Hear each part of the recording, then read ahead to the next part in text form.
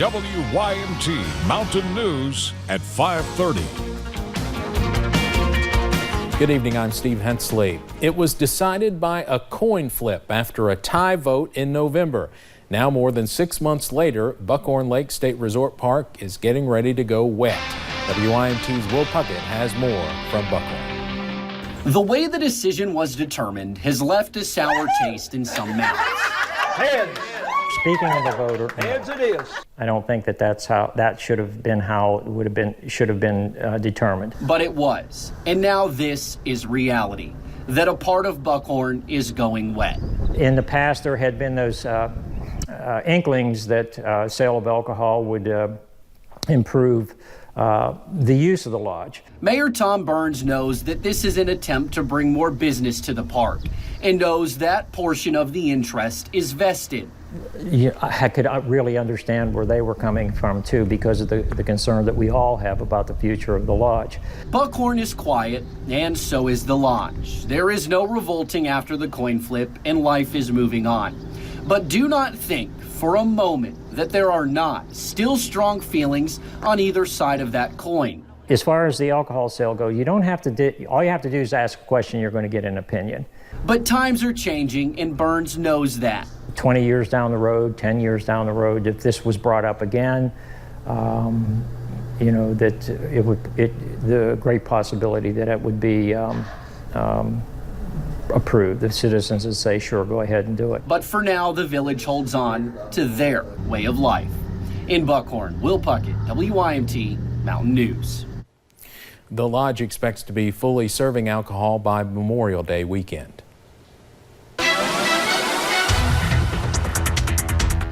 And it's starting to look a little wet out there in some of our areas. You'll notice really it's mainly to our west, and those showers are continuing to push through Interstate 75 over into London. We've seen those showers kind of on and off throughout the day. And as we look over into Jackson, we're really just seeing those mostly cloudy skies right now. Not raining quite yet, but those temperatures are into the lower 70s. Dew points in those upper 60s. So probably feeling a little bit muggy out there. Now temperatures, they're anywhere from those low to mid 70s, maybe some spots into those upper 70s.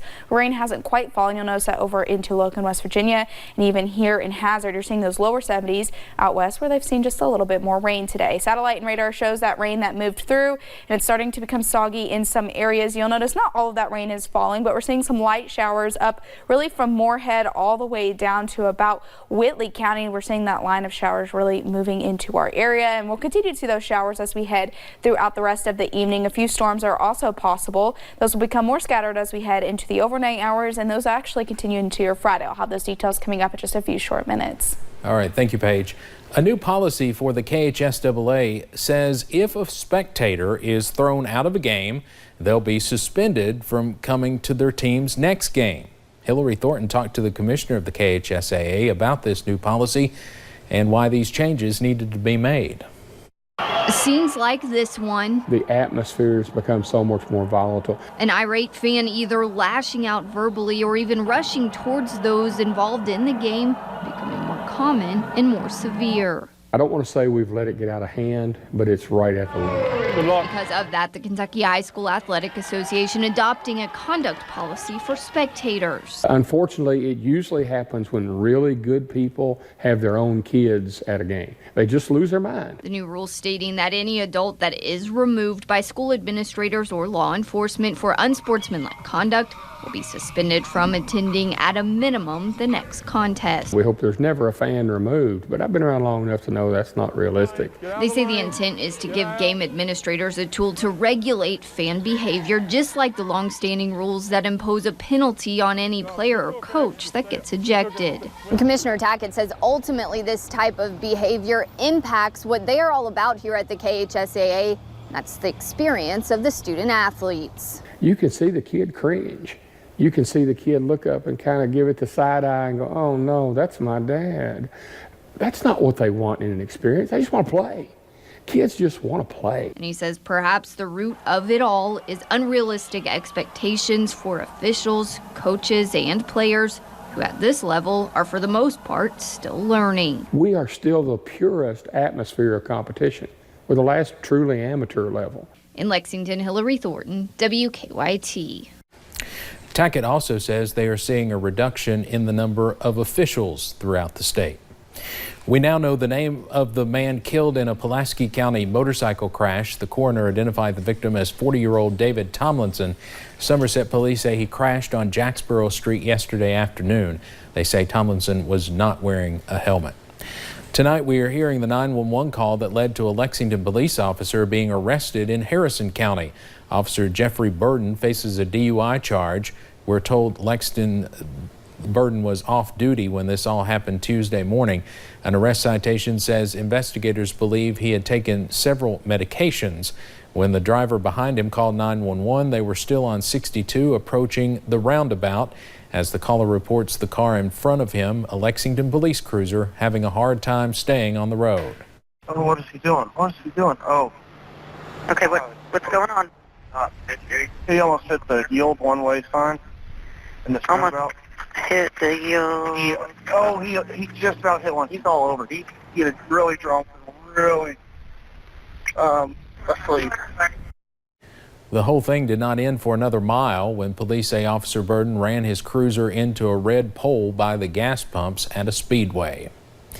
A homeowner in Bowling Green took matters into his own hands when a group of burglars broke into his home. Check out this video. Here you can see them bust in the door. Then the homeowner and lead intruder exchanged gunfire. The intruders ran away from the scene. So far, investigators have not been able to find them. The homeowner was flown from the scene to a Louisville hospital. High-stakes trade talks between the U.S. and China get underway in Washington tonight. If there is no deal, President Trump plans to raise tariffs on $200 billion of Chinese imports from 10 to 25% effective at midnight. CBS's Katherine Johnson has the latest from the White House. President Trump expressed optimism about reaching a trade deal with China hours before a second round of tariffs were set to take effect. I did get last night a very beautiful letter from President Xi. Let's work together.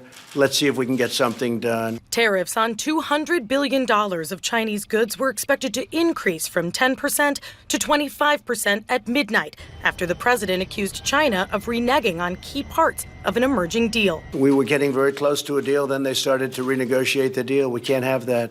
Lawmakers here in Washington are divided over the president's tough stance on China. The president being firm is absolutely the right thing to do after all the cheating that they've done. This upheaval and uncertainty between the United States and China is not in the best interest of the economy in the long term. Some experts estimate a tariff increase to 25% would cost the average family of four $767 a year. A lot of people try and steer it in a different direction. Ultimately, it's paid for largely by China. And businesses will pour back into our country. China says it will retaliate in response to tariff hikes. Katherine Johnson, CBS News, the White House. Investors all around the world are keeping a close eye on what comes out of those negotiations tonight. Stock markets have been on edge all week because of a possible trade war. In Alabama, a school is finally being repaired 7 months after Hurricane Michael. Crews began repairing the damage today. Workers were replacing bleachers twisted by the force of the hurricane. New bleachers and a new school sign are expected to be installed by the end of the month. Crews plan to work on the gym through the summer. School leaders say repairs will cost about $500,000. In Pulaski County, parts of Lake Cumberland are reopening ahead of schedule. The Army Corps of Engineers in Nashville reports that most areas that were affected by winter flooding have reopened. The Fishing Creek campground that was originally expected to reopen in July is expected to open back up tomorrow. Now, parts of the Wolf Creek campground remain closed. Cleanup efforts were a huge task as debris had to be moved and electrical equipment had to be repaired. That flooding back in February reached record levels for Lake Cumberland. Coming up on Mountain News at 5:30, could your child's Amazon Echo Dot collect sensitive personal information? Here's some parents' concerns and how the company is responding. And those showers continue as that cold front keeps working into the mountains, making for a soggy weekend. Sunshine does return, but when? I'll have those details coming up in just a few short minutes.